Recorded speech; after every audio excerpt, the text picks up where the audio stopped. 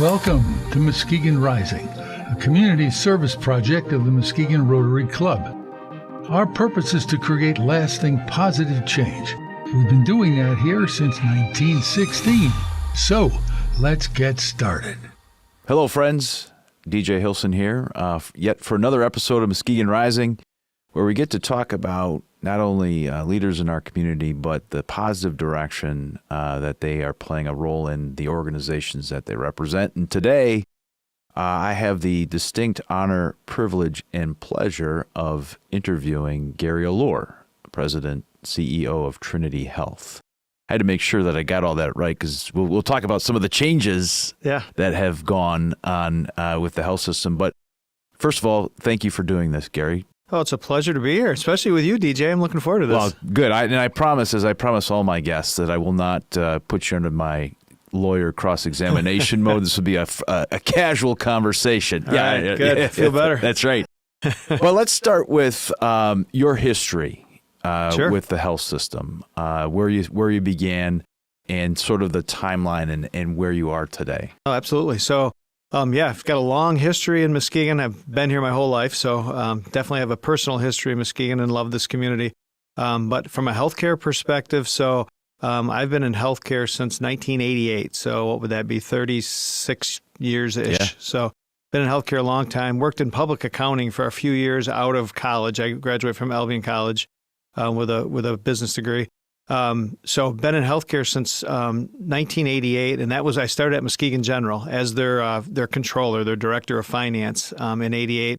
I worked there for 8 years at Muskegon General, which is now part of the consolidated Trinity Muskegon. Worked there for 8 years, and then I actually moved and worked as the CFO at Gerber Hospital in Fremont. So still living in Muskegon, made the commute, but worked there for 9 years. And then back to Muskegon as the CFO for then Mercy Hospital in Muskegon. Been there since 2005. So from 2005 until now, had a variety of different roles. But I started as the CFO for Mercy. A lot of name changes, yes, but right. Trinity's kind of the name going forward. But the CFO for Mercy Hospital in Muskegon. And I did that, so I started in 2005, and as everyone knows, the consolidation between Mercy and Hackley happened in 2008. So Hackley came on board in 2008, so was the CFO of that organization, that combined new organization for about 4 years. And then after that, for the next 4 years, I was actually the regional, work with Roger Spulman, who was the regional CEO in West Michigan. I was the CFO for Muskegon and for Grand Rapids, because St. Mary's at that point is still part of Mercy Health. So I was the regional CFO. And then when Greg Loomis retired in 2017, I ended up getting the position as the president for Muskegon in 2017. So I've been in this job now for almost 7 years. So that's kind of my history, but mostly in West Michigan, all in West Michigan, and mostly in Muskegon. So, this question literally just popped in my head. But so you graduate from college with a business background, and you get into healthcare. What was the draw to healthcare? I mean, you've created a career out of it. Yeah. So what drew you to that? Actually, when I worked for Seidman in Muskegon, one of the audits I worked on was at the hospital at Muskegon General, and I knew after a few years in public accounting that that wasn't the career I wanted to be in. I definitely wanted to work in an organization where you could kind of have a personal impact on the organization and the community. I had worked on the audit a few years at Muskegon General, and Walt Dabrowski, who was the CFO at Muskegon General way back then, and I had some conversations and interviewed there and ended up moving into healthcare. I knew I wanted to do something different, and then I got in healthcare in '88 and just loved it. I mean, there's not a better environment to work in than a healthcare setting. People that kind of move to healthcare as a career are just kind people who want to take care of their community. That's just the kind of people that work in healthcare. Yeah, they want to take care of people, and it just makes for a nice environment to work in. Love the people I work with, and there's no more worthwhile career than you could have is in healthcare. I mean, I think just taking care of our community every day is so important to a successful community. So it just loved it, loved the people I work with, and just never wanted to leave. Well, that's fantastic. It's interesting, and I've only been a part of this community since 1999, and the transformation of the healthcare system in Muskegon has been an interesting one, mm-hmm. and you've basically lived that entire transformation. Can you talk a little bit about what the advantages have been with all the, we won't talk about the name changes, but the consolidation and what that has meant to the Muskegon community? Well, I hats off to our community, our providers in the community, and some of the former administrative folks that worked in healthcare in the community. I think going back to when Muskegon General and Mercy came together, and that was in 1998. So when those two organizations came together in our community, that was kind of the first of some of the consolidation or coming together of our healthcare community. But I think some of my predecessors really realized that in a community the size of the Muskegon community, then 160,000, now we probably have 175,000 in our community, that it would be very difficult to have three competing health systems in a small community when so you're duplicating administrative costs, you're duplicating because of competition, a lot of clinical equipment, and three smaller organizations, it's harder to get some of the efficiencies and be able to invest in the community when you're busy competing and kind of spending and having more administrative costs as well. So that happened in 1998. Then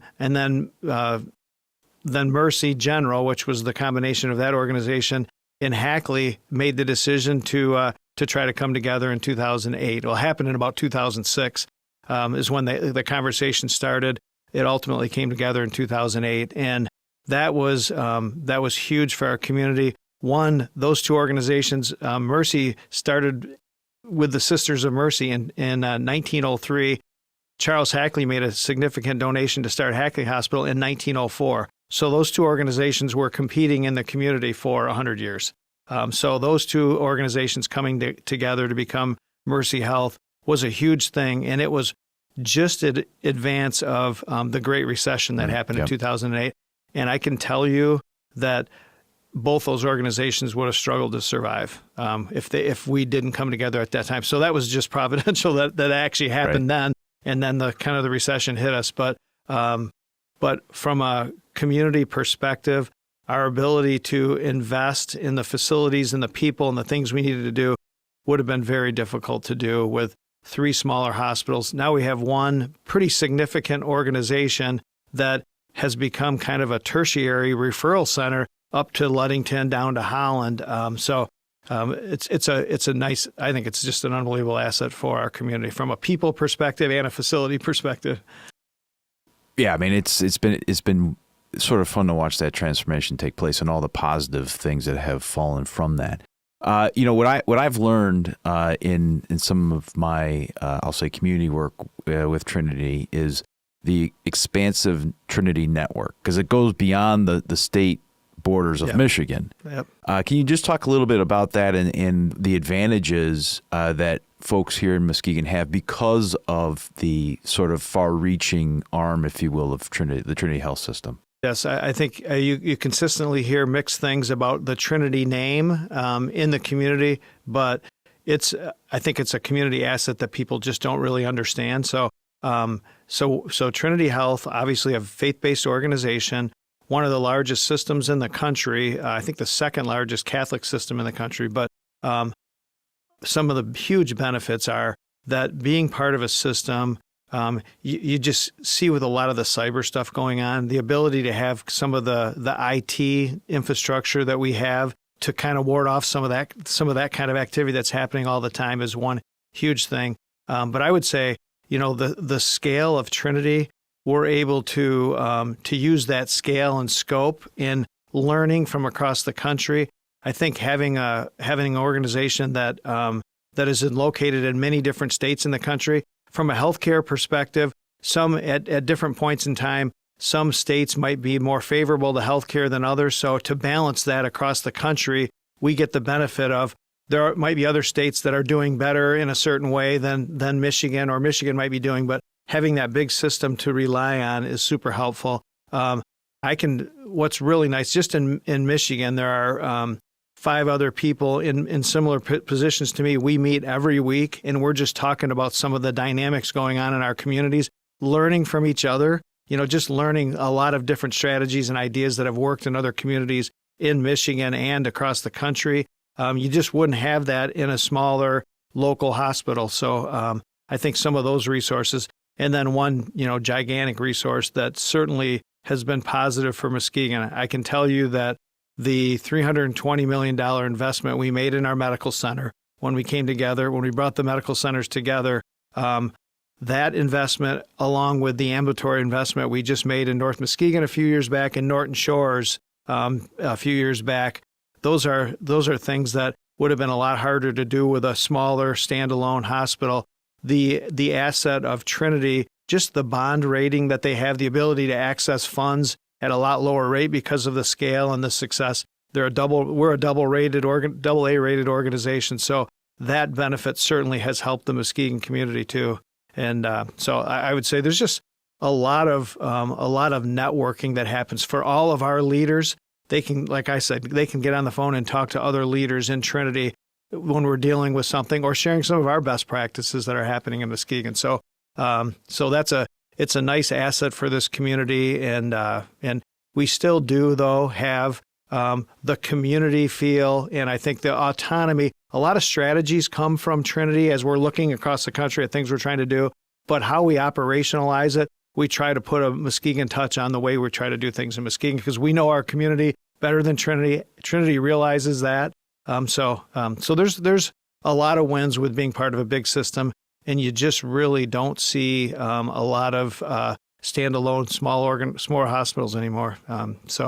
And we are so pleased to now be integrating Grand Haven, formerly North Ottawa, into our system. So that's been really fun the last 18 months or so. Yeah, it certainly does open, for a person who's looking for, providers and other things. It does open the door for all those great possibilities. So that is a huge benefit. Since you kind of touched on community, I'm gonna pivot here just a little bit, and let's talk a little bit about Trinity's community involvement, because I think a lot of people don't recognize necessarily. I mean, they may see Trinity, downtown on the hockey arena. But they don't understand the other outreach efforts and the community benefit that Trinity Health does provide. So can you touch on a few of those things, please? Yeah, I sure can. I think that's sometimes people don't realize that we are a nonprofit. And part of being a nonprofit is our ability to provide benefit to the community. Part of being a nonprofit is we're not paying property taxes. And so with that, we actually do a lot for our community. So and we appreciate DJ's on our advisory board for the Muskegon Community Health Project, is a division of Trinity Muskegon, and that's really the community benefit arm of the organization. So we're right in the middle of it right now. We're kind of completing we do a community health needs assessment every 3 years. We partner with a variety of local nonprofit organizations to try to look at what are the needs, what are the top 5 to 10 needs in our community for the next 3 years, and try to focus on those. So Trinity Muskegon through the Health Project leads that effort, but there's a lot of partnerships with the police, with Pioneer Resources, United Way, just Access Health, the FQHCs, together do a variety of interviews across the community to say, what are our biggest needs? And then we kind of lead the effort to provide structures that impact those needs over the next 3 years. So as we look at the needs in the community, we kind of put together coalitions across the community that are working on things like, I know Ride for Pride is one of the big coalitions that I know you've been involved with, and Sheriff Poulin, and so we kind of lead that effort and fund a lot of that effort as well. So we provide I think one of the things that is part of our community benefit structure, we provide a lot of direct resources. One of the things that we're so proud of that we provide for the community is we have probably 20 to 25 community health workers that are out in our community every day helping our community deal with trying to get insurance or trying to get Medicaid or working in people's homes to make sure that they're staying on their meds. We provide a lot of free pharmaceuticals, but making sure our community is staying on their meds so they're not having to be in the ER all the time because they're just, having health situations. So our community health workers is a big part of what we do with our community health project. So it's an important part of what we do. We're really engaged in the community. I think because of the health project name, sometimes that's not always connected to Trinity, but it's part of the great work that we're doing every day. So we're proud of that. Yeah, well, you should be, and I would encourage folks that are listening to this podcast to really dig deep into that, because people need to, I think, appreciate and recognize how invested the Trinity Health System is in the community in a lot of different ways, and having playing a small role in that and seeing it on a regular basis, I have a great appreciation for that, and obviously thank you and leadership and certainly your board for allowing that arm to not only exist but grow and expand. It's really important. Just a great example of it is a couple great examples of some of the community benefit. One was as the McLaughlin Groves Community Farm is kind of transitioning right now. We absolutely knew that they've used the space on the Legacy Hackley property for that farm, and we knew there was a need to keep that going. And so we're actually bringing that into the health project and into Trinity just to keep that because we know food insecurity is such a huge thing in our community. So that's one big thing that we've just recently made the decision to move that forward and bring it in. And the other thing that I think a lot of people know, but we're super proud of when we did transition and come together between Mercy and Hackley. We donated the legacy property that the Hackley Hospital is on, and that hospital is basically sitting where the football field is now in the new middle school. So we're excited about that. That legacy of Charles Hackley will live on in that same location that it has since 1904. So we're really proud to be able to do that, and that's just something that our community needed, and it's a great consolidation project for the middle schools of the community. So those are just a couple examples of community benefit that's important to us. Absolutely. So let's talk a little bit about some of the, as science and technology continues to advance, and it's just amazing to me, and I don't even know the half of it, probably the quarter of it, but where's the innovation for Trinity now? Where are you guys at as far as whether it's surgical procedures or medical practices? What can people expect that live in this community? Well, I think because of now the scale of Trinity, but the scale even of Muskegon now as we've come together, we're really a couple of our specialty service lines. We continue to invest because there's a need in this community.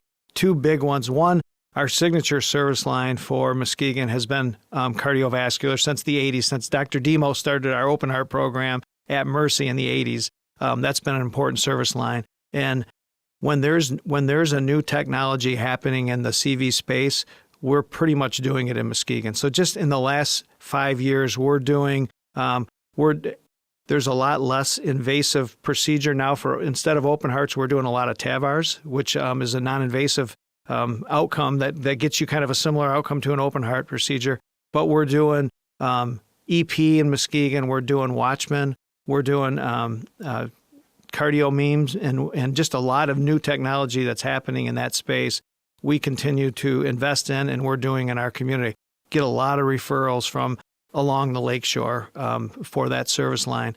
One of the things that we're working closely with, you've probably seen some ads about the cardiovascular network of West Michigan, which is basically a joint venture between Trinity Health Grand Rapids, Trinity Health Muskegon, and U of M Health West, which used to be called Metro over in Grand Rapids. Metro just opened a new open heart program in the Grand Rapids market. So the three of our facilities are just trying to work together, coordinate care, and just have more scale to continue to invest in cardiovascular services. Certainly, of the three programs, the Muskegon program is the biggest because we've been here the longest and we've been doing open heart since the 80s. But we continue to invest in Muskegon and try to grow that network and really stay connected to the Frankel Heart Institute in Ann Arbor. Is one of the best known in the country. So we've got connection there, and we've never had consistently 3 open heart surgeons in Muskegon. We have that right now. So we've got Dr. Downey, Dr. Bilesma, and Dr. Boovy all doing open heart cases. Generally speaking, in Muskegon, we've usually had 2, sometimes even 1 open heart surgeon. We have 3 right now, and just doing a great job for this community. Our medical staff is unbelievable. On a little less clinical side, one of the things as recruitment continues to be a concern across the country, especially in the RN space, we actually just started our virtual nursing program in January. So we actually now are on 2 of our nursing floors. We're providing a virtual nurse model that our state board was just here this week, and they got to go visit that, just talk to the virtual nurse. And so we've got a model now where we have a virtual nurse that's kind of looking over a floor virtually, and then we've got a care team of a nurse and an LPN or a nurse and an aide that are taking care of a bigger group of patients with a virtual nurse watching every patient day to day, which is just trying to use the resources that we have and use technology. And it's amazing how the response from the families of patients that know there's a virtual nurse there that can always be watching the patient. The family really likes it. The virtual nurse can kind of give updates all the time to the family, obviously to the patient, and it's a super secure situation where the virtual nurse has to knock on the camera and the patient has to say, yes, you can come in. And it's really cool. It's been working really well, and it's only been 3 months now, but we're definitely starting to see some positive outcomes from a patient experience, from a falls, from a length of stay perspective, because there's just that extra set of eyes all the time on the patients on a given floor, night and day. So that's been a cool technology. Hey, I tell you, it's just amazing to me how these advances are making it, certainly from a patient standpoint, making it a lot easier to talk to somebody, even if it's not face-to-face, you're talking to somebody. And as you mentioned, the resource aspect of it, the being able to put people in those spots. So I want to pivot there for a second, if I could, because it sounds like, as is true in the legal field, it's the same in the healthcare field, where it's been hard to find people to fill critical spots. And so, can you talk a little bit about Trinity's efforts in recruitment and retention, and then I'm going to ask you some questions about the overall employment possibilities. Okay. So recruitment is definitely been, especially in a couple pockets. For us, it's been in some of the surgical specialties. RNs obviously continue to be a shortage across the country. It probably will be for the foreseeable future. And we've had some pockets in respiratory too, where we've struggled to hire. And what's interesting is when I talk about this, mostly from an RN perspective, we're in a really good place on the day shift. It's night nursing is harder to recruit in the industry, and it has been harder in Muskegon. And the interesting thing is because during and after the pandemic, there are roughly 15% of healthcare workers got out of healthcare, decided to do something different. It was a tough time during the pandemic, so that happened. But then you've got there's so many different possibilities for nursing. So I would recommend a nursing career to anyone.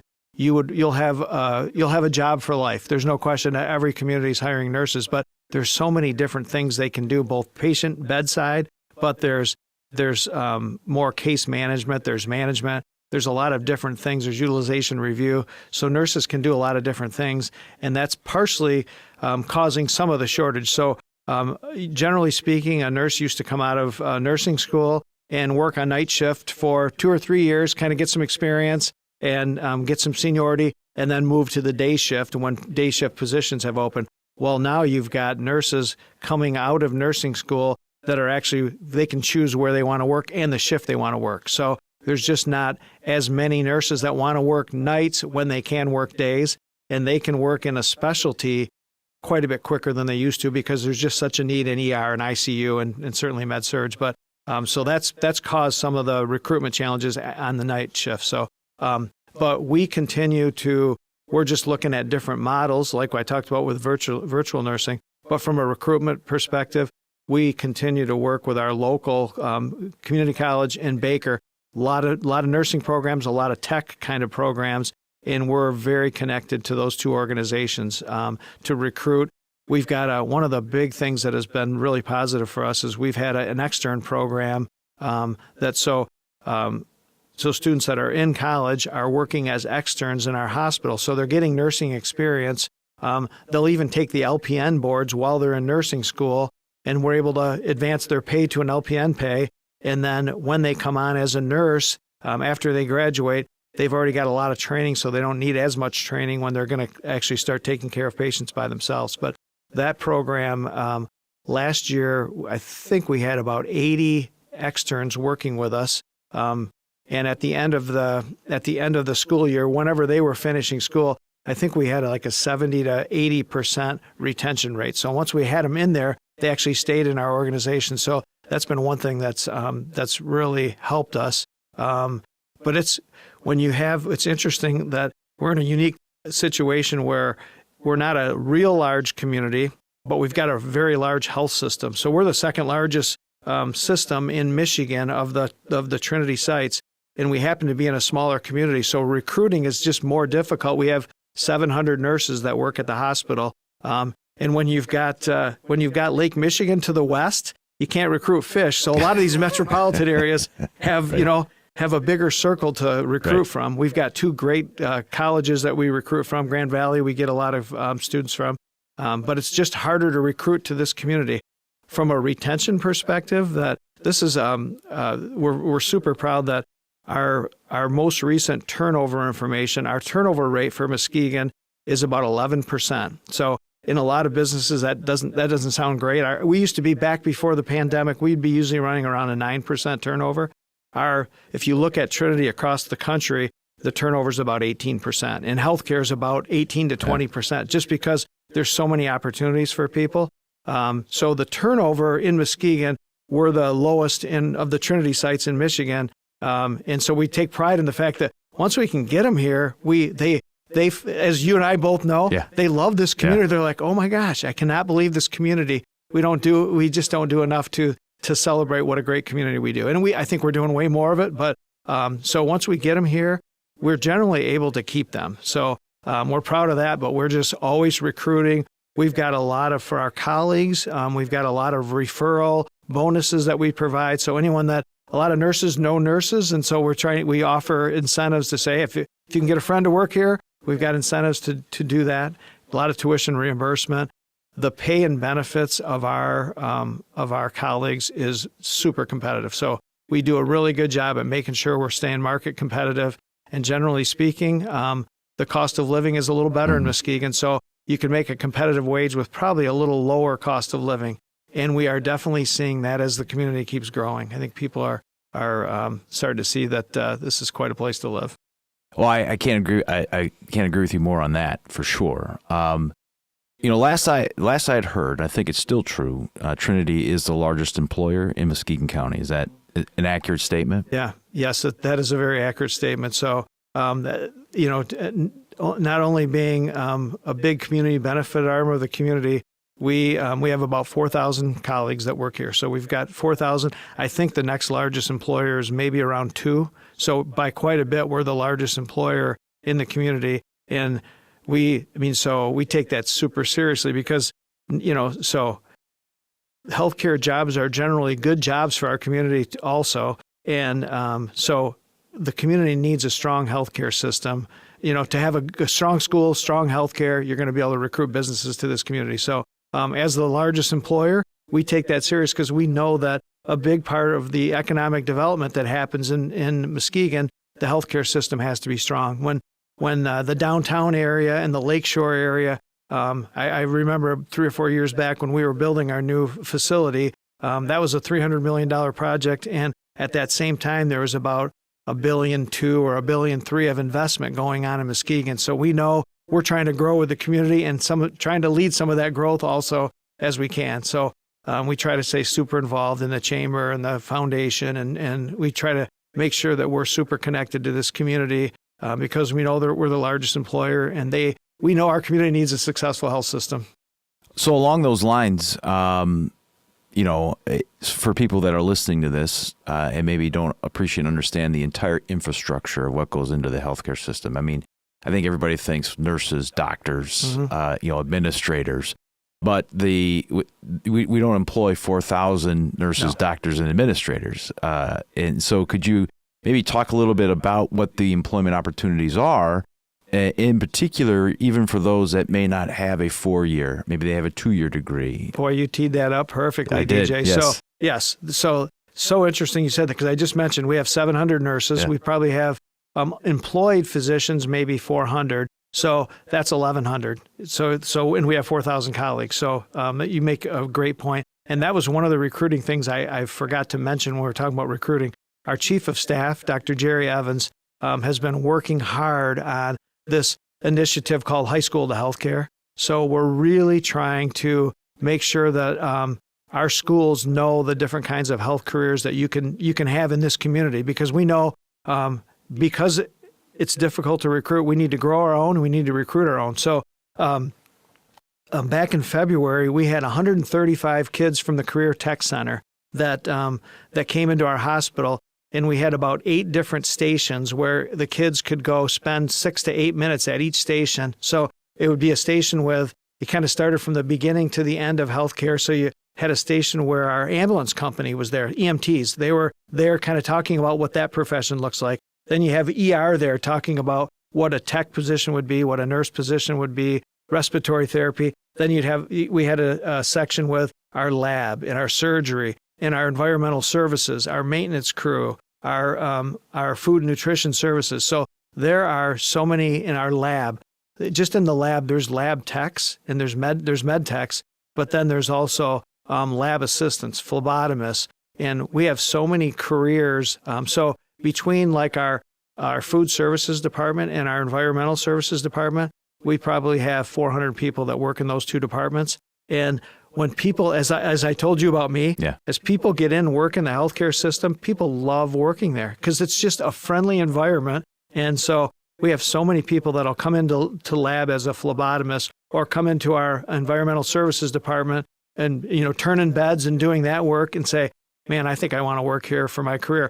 And we'll either go to a tech program or just kind of advance within the organization because they want to stay in the organization. That's where a lot of our nurses come from. That's a lot of where our lab techs and our imaging techs come from. We have a lot of people that'll stay in those departments for their career as well. Our minimum pay at Trinity with really good benefits, the minimum you're going to start at is $15 an hour, and it goes up from there, obviously. But we have good positions with good benefits as well. But there's so many different careers that we're trying to make sure our high school kids know that they don't have to have a 4-year degree or even a 2-year degree to get many different positions in our organization. And there's a lot of them open at any given time as well. Now, if I remember correctly, because I had attended an event in which sort of a high school event where Trinity was involved, is there also the opportunity if you want to advance, like let's say, I don't really want to do community right away, or I don't want to go to a 4-year right away. I'm going to just kind of start working. And then I want to advance. Is there an ability, or does Trinity offer tuition assistance or reimbursement as a result of that? Yes, absolutely. That's exactly what happens in the organization. Someone will come in and say, I'm not going to go to college. I'm going to get a job. And then after a period of time, things change and they're like, okay, I think I'm going to try. I've been around this department enough to know I think this is something I'd like to do. We do have tuition reimbursement to help support going to the community college or a 4-year college. So, that's how a lot of advancement. I was just talking to our leader over the housekeeping department just yesterday, and he was just talking about how many people he sees in the organization that he's been the leader of 20 years ago that are working somewhere else in the organization because they kind of left and went to a different role. And he says that we like being the breeding ground for other departments. That's what we do. So That's awesome. Well, I want to finish. You mentioned it a couple of times, so I want to finish this interview with you explaining and talking about that $300 million investment, that the change that has made for our local healthcare system, not only from certainly from a healthcare perspective, but also from a patient experience perspective. Talk a little bit about that beautiful building that we can see off the highway on Sherman. Yeah. I think as Hackley and Mercy came together in 2008, the ultimate vision was always, we came together organizationally in 2008, but our vision was always to come together in one facility where we can all be working together. And the legacy of Hackley and the legacy of Mercy kind of come together in one organization. But there's no question that it's a state-of-the-art facility that'll be with us the next 30 years. I mean, those are investments that last a long time. A funny note, our Hackley and our Mercy campuses were two of the oldest campuses in all of Trinity before we came together. Now we have a new facility. But to have the benefit of private rooms, beautiful rooms where a family member can stay with their loved one the whole stay. We have nice waiting rooms, but we're finding in a lot of our floors, there's such a nice space in the room that patients are staying there. There's a roll-out bed in all the rooms where a family member could sleep in the room with their loved one if they chose to do that. But the facilities are beautiful, but the people in the facilities we moved in right in the middle of the pandemic. So now we're finally on the other side of the pandemic now for a year and a half or two. We're finally starting to use the facility like it was meant to be used for. So we're really just kind of starting to understand the facility, understand everything that we have from a flow perspective. But I think the facilities for our community are amazing. They're going to be with us a long time. We're fortunate we made the investments when we did, because things are getting really tight in healthcare these days because of recruiting and all those things. So the investment we made was really good timing. Excellent. Well, listen, Gary, I've known you for a few years, and I just appreciate where you are today in the Trinity Health System, your continued commitment not only to healthcare here in Muskegon, but to the community. I think it speaks volumes, not in what you've talked about, but certainly the actions that Trinity has taken over the last several years in both those categories. So thank you for helping keep Muskegon healthy, but also being an important investment in the community members outside of the healthcare system. I think that is a very proactive and preventative way. So thank you for all those things and being the leader of that. I'm so honored to be able to serve in this capacity in the community that I grew up in and that I love. And when it comes to initiatives going on across Trinity, I always have Muskegon's back. And we're as we look at things, our mission as an organization is to be a compassionate, healing presence for our community. And in my mind, when I think about community, I have my entire family lives here, all the nieces and nephews and parents. And so the word community means a lot to me because it's my family, basically. And so I'm just so proud of the work we do and love working here. Fantastic. Well, again, thank you for joining me today and being a part of this Muskegon Rising podcast. And ladies and gentlemen, that concludes this interview. I want to thank certainly Muskegon Rotary for its continued commitment to the projects like this. And none of this happens without the vision, the mission, and the wherewithal of Mike Vogus. Thank you, Mike.